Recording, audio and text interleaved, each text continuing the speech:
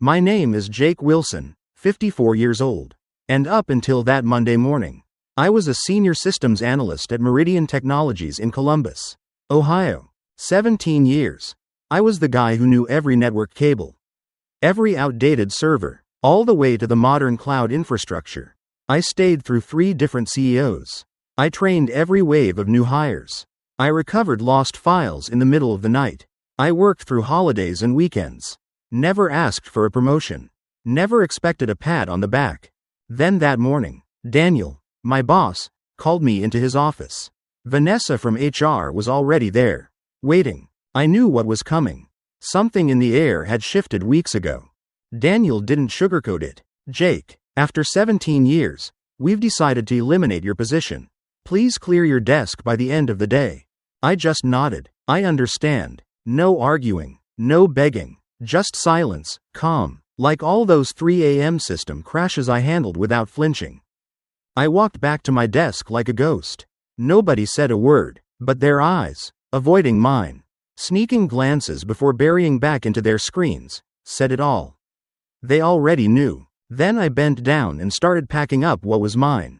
A faded family photo, a ceramic mug my son gave me in 10th grade, back when he still thought his dad was the smartest man in the world.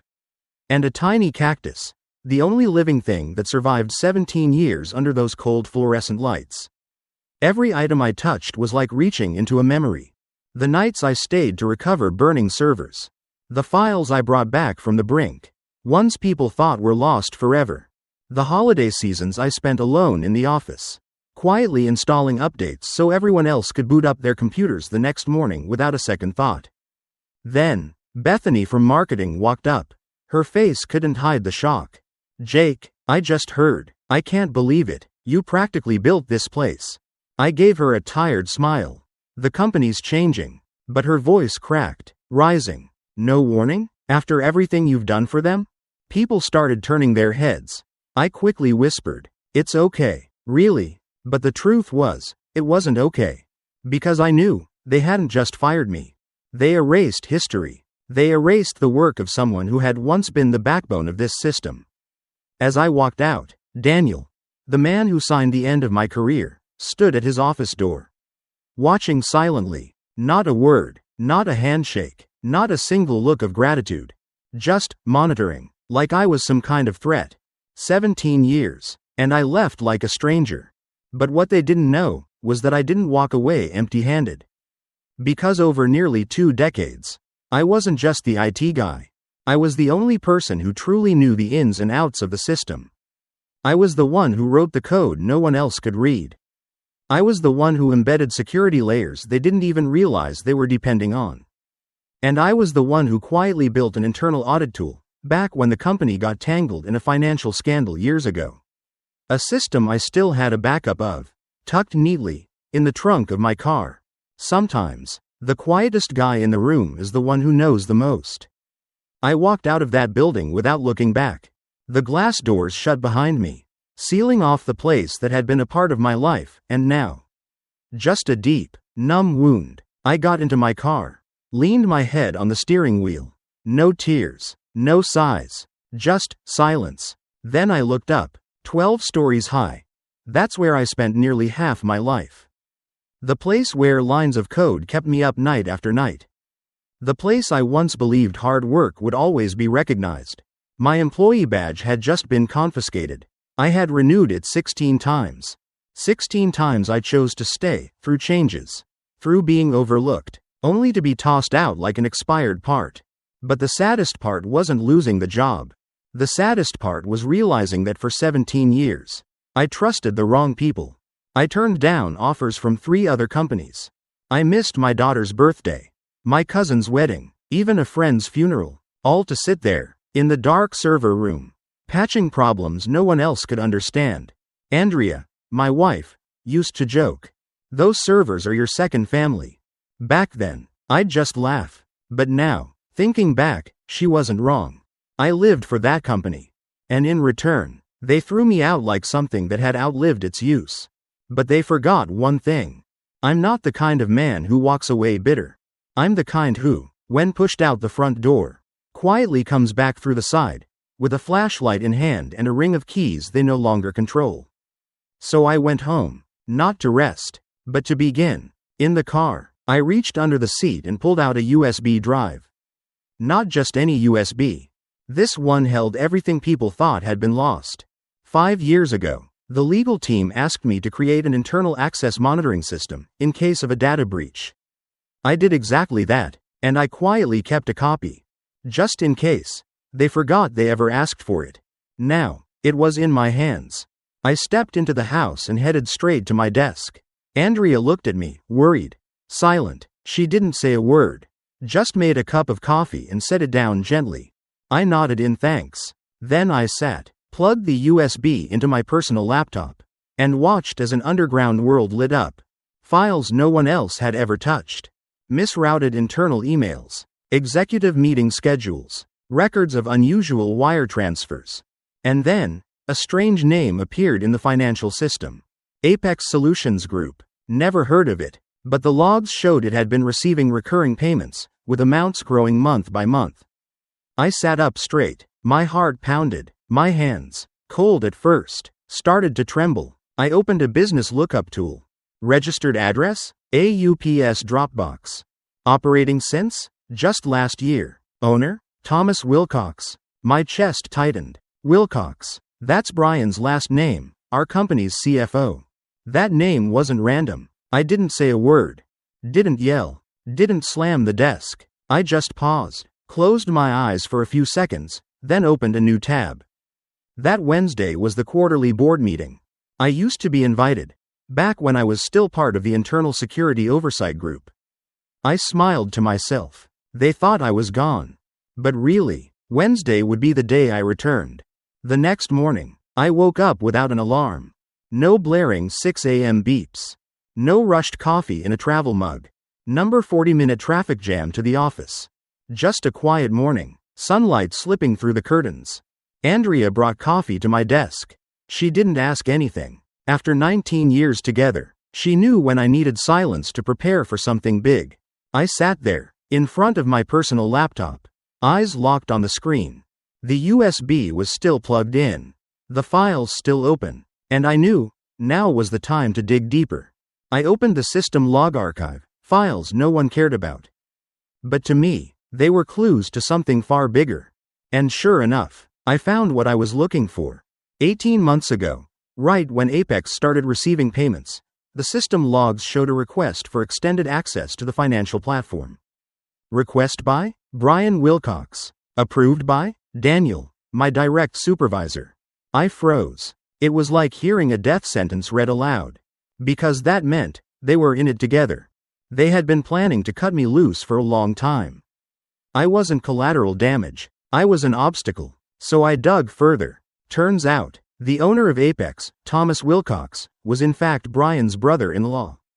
But that wasn't all. I traced another payment, this time to a company called Lakeside Business Solutions. Made 3 years ago, this business was registered under the name Patricia Wilcox, Brian's wife. No employees, no website, just a name buried in the expense sheet. The old trick. Inflate vendor contracts to siphon money, then cover it with fake invoices. I clenched my jaw, but kept my cool. This wasn't suspicion anymore. This was evidence. So now what? Do I send it straight to the board? No. Too soon. Too easy for them to brush it off as a bitter ex-employee's rant. I needed something irrefutable. A precise strike, at the right moment. To the right people, hitting exactly where it hurts. And I knew. Next Wednesday was the board meeting. 9 a.m. The quarterly financial report would be presented. Also the time when massive bonuses would be approved. I sat up straight and opened a browser tab. Logged into an old internal test email, one I had used back when I was auditing internal security. It looked like a company address. But in truth, it was independent, unmonitored. I drafted a new message. To Daniel. Subject. Unusual financial activity, urgent review needed. In the body, I laid out just enough. Increasing payments to Apex. Suspicious mailing address. Timing that aligned with Brian's access escalation. But I didn't mention Brian's brother-in-law. Not yet. I wanted to see how Daniel would react. If he was innocent, he'd investigate. If he was involved, he'd panic. 9:15 a.m. I hit send. Then I waited, quietly, like a hunter watching the bait. Didn't take long. Less than 30 minutes later, my phone buzzed. Daniel. I stared at his name on the screen, didn't answer. He left a voicemail. His voice? Shaky. Rushed. Jake, I just saw your email. We need to talk. Call me. ASAP. I didn't call back. I just waited. 10:30 a.m. A new email popped up. From Vanessa. Our subject. Severance agreement violation. Mr. Wilson, we received an email from you that may constitute a breach of your severance terms. Please cease all contact with Meridian Technologies personnel immediately. Further actions may result in legal proceedings. Legal proceedings? I laughed, but there was no humor in it. Because I never signed any severance agreement. They were bluffing, trying to isolate me, shut me down. They still thought I was just the old IT guy, holed up in some dark server room. Clueless about legal nuance or strategy. They were wrong. I didn't send that email out of anger. I sent it because I was ready. That afternoon, I drove to the bank. Inside my personal safety deposit box was an old backup, one that mattered now more than ever.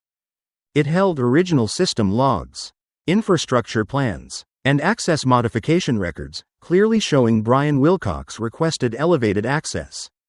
At the exact moment the Apex payments began.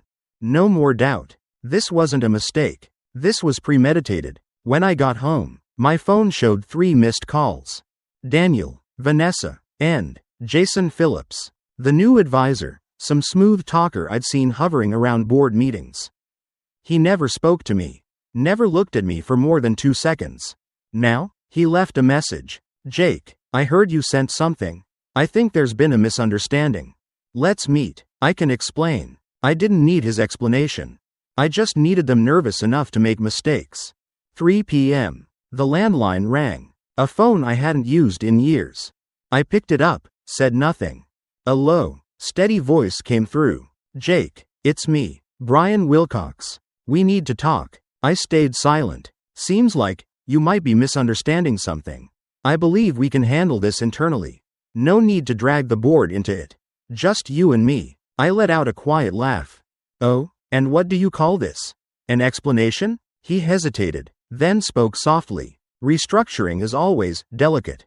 If you have financial concerns, there are formal channels. No need to make a scene. I cut him off. The board might be very interested in Apex Solutions Group.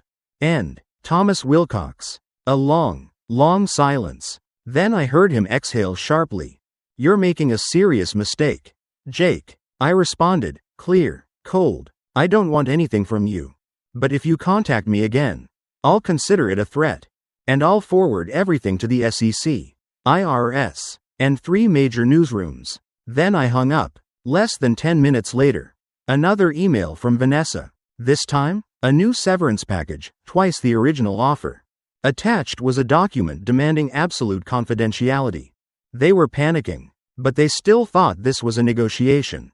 What they didn't realize was that this was an investigation. That night, I didn't sleep. I sat in front of my screen, reading through every line of data. I wasn't looking for more evidence, I already had enough. I was looking for clarity. A full picture, every piece in place. And then, I saw something I had missed before. A different name. Lakeside Business Solutions. Payments from 3 years ago.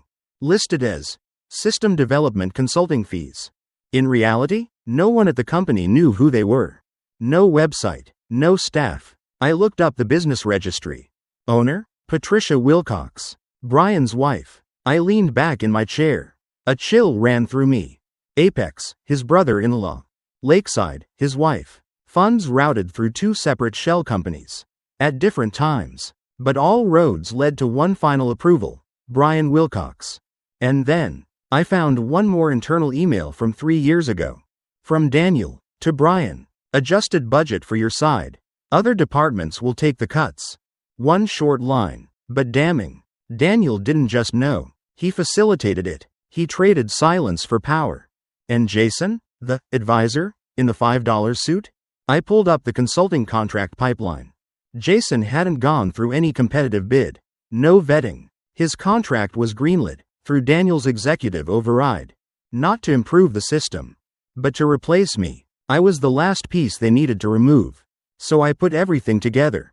Financial records, corporate registrations, email trails, the web of names and relationships.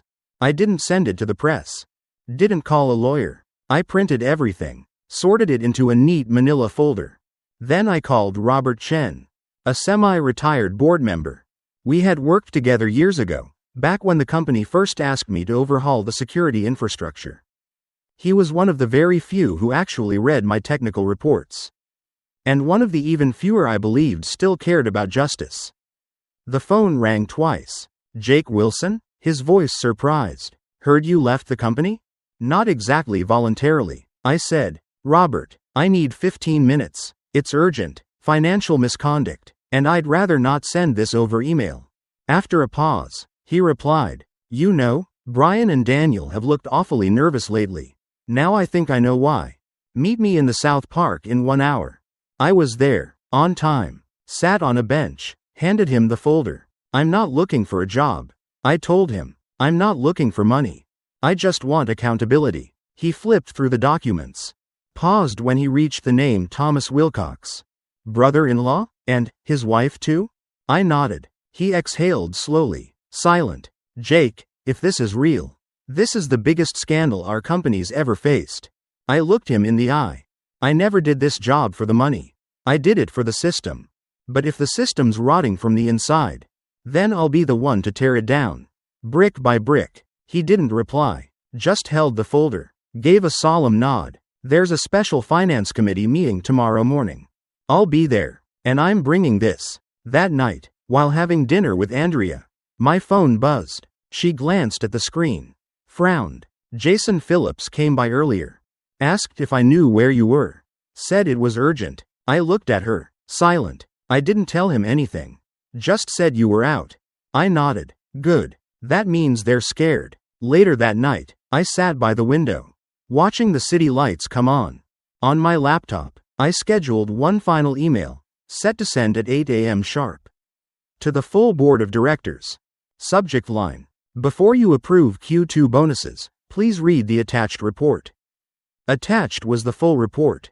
No more hints. No more testing reactions. Just the truth. Friday morning, 7:58 a.m. I poured a cup of coffee and stepped onto the porch. The sun had just risen, casting golden light across rooftops in a quiet neighborhood. No traffic, no deadlines, no early meetings. Just the calm before the storm. 8 a.m. The system sent the email. Right on schedule. Every member of Meridian's board received it. No lengthy intro, no accusations. Just one attachment, the truth. Laid bare. I set my phone on the table. Didn't check it. Didn't wait for a reply. 8:17. The phone began to buzz. Unknown number. Then another. Then a flood of messages. I didn't answer. Because I knew. They were just now realizing who they'd picked the wrong fight with. 9 a.m. The emergency meeting of the finance committee began. I wasn't there, but I had someone on the inside, Robert Chen. 9:32 a.m. A text from Steven, the young analyst I once mentored. Jake, what's going on? Police are at HQ. Brian and Daniel got pulled into separate rooms. Jason looks like he's gonna puke. What the hell did you do? I smiled, typed 3 words. Just watch. Steven. 9:45. A call from Meridian's legal department. I picked up. A composed but firm female voice. Mr. Wilson, this is Patricia Graves, head of legal. We need you to come in to discuss the information you provided. I sipped my coffee. I can speak over the phone. Actually, this requires your physical presence at. I cut her off. Calm and steady. Not necessary. Everything is backed up in multiple secure locations. If anything happens to me or my family, the files go straight to the SEC, IRS, and 3 major newsrooms. Silence on the line. Then finally, the board is taking this very seriously. Several executives have been suspended pending investigation. We hope you'll continue to cooperate.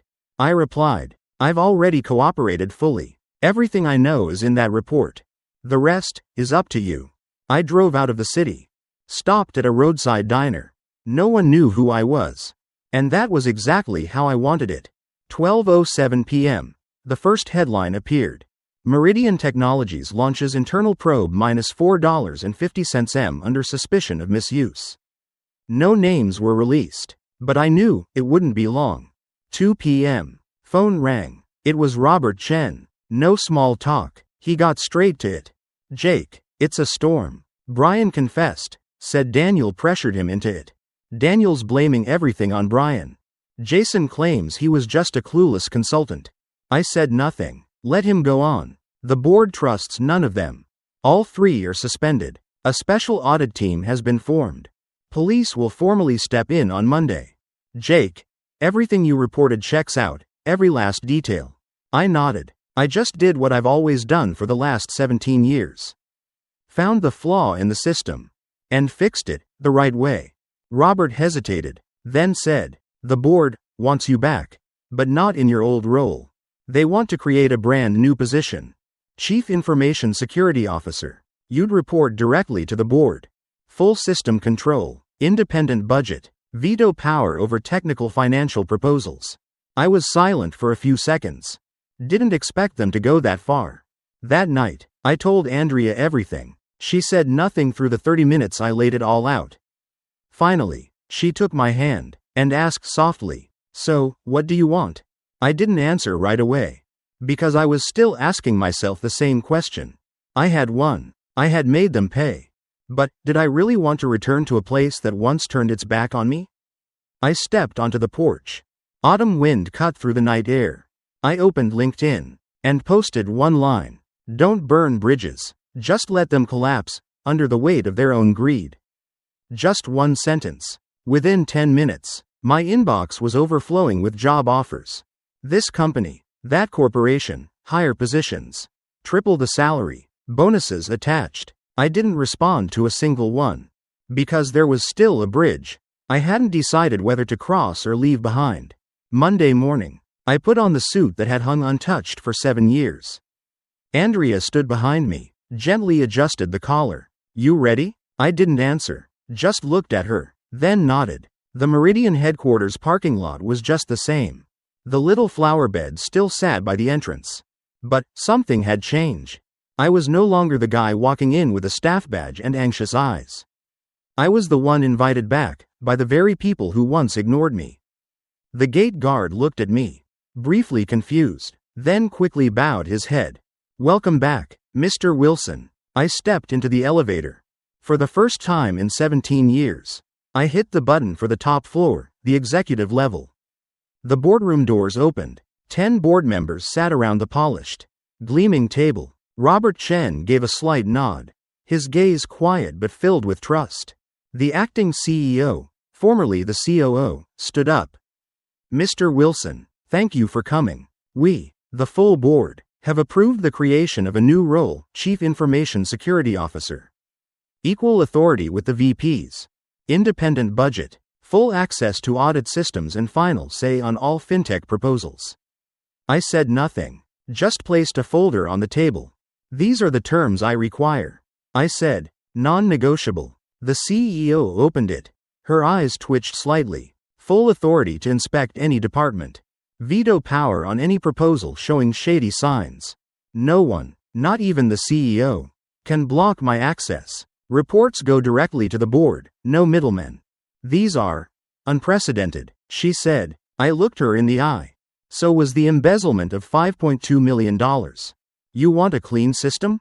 You need someone who's willing to dig into the filthiest corners." No one spoke. I stood up. "You have until noon to decide. I've got other offers waiting."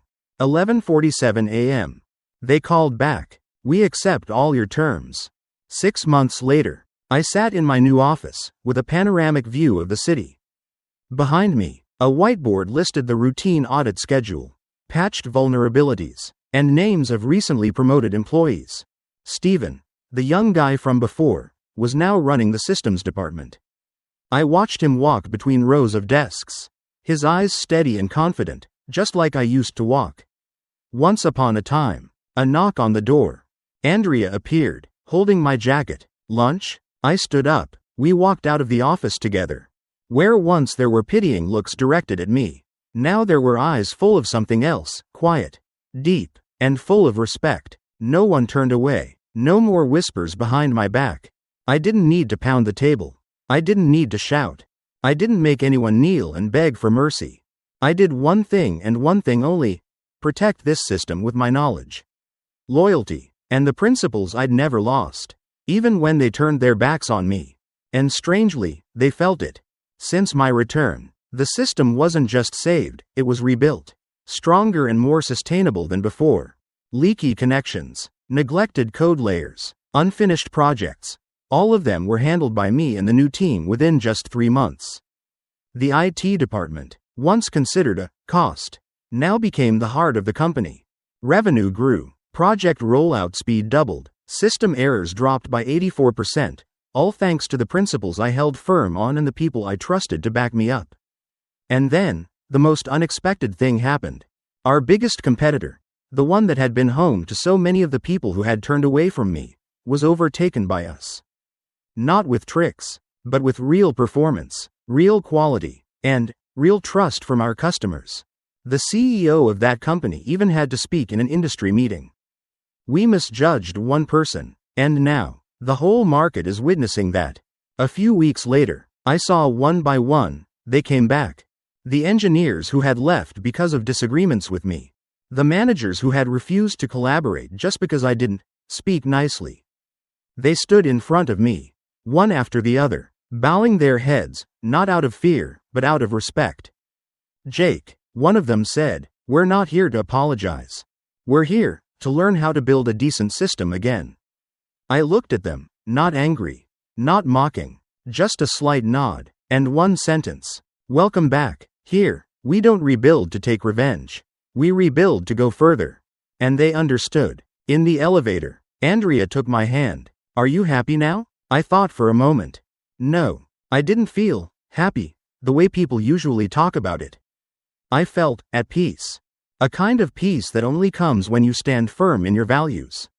Even when everyone else turns away. Walking out of the building, the warm sun hit the pavement.